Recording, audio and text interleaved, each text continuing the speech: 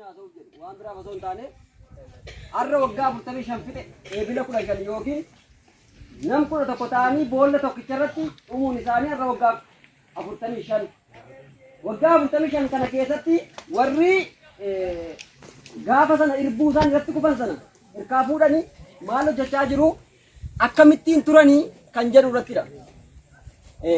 Innis walumaa galatti ayyaana guyyaa har'aa kana yookiin immoo eebila 15 bakka lamaan ilaalla. Tokko gadda guddaatu nutti dhaga'ama. Sababni gaddi nutti dhaga'amuu fi hayyuu silaa Oromoon bor itti abdattu warra silaa gaaffii Oromoo ni deebisa.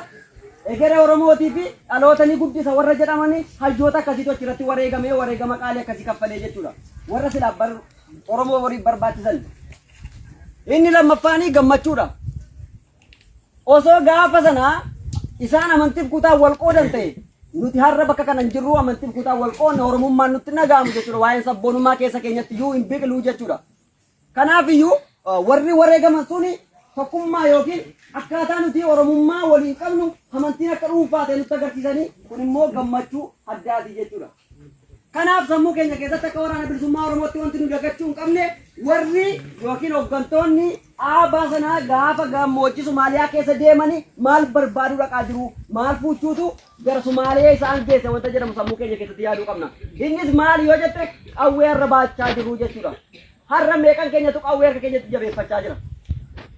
Kaleessa kuleen tokko yookiin qawween tokko dhibuudhaan dirqama akkasii ofitti fudhatanii deemaa jiru. Har'a akkamittiin jabeeffachaa jirraa kan jedhurra. Kanaaf iyyuu hundumti keenya uleen urka jiru jabeeffachuun dirqama nurra jiru. Waadaa kaleessaa yookiin irbuu jaallan kaleessaa ofirkaa qabnu sana wayi nama wareegamaatti yookiin immoo kaayicha galmaan geenye ija isaa arguu barbaadan dhaloonni booddee argan nutis ni argina abdii qabna ni injifanna.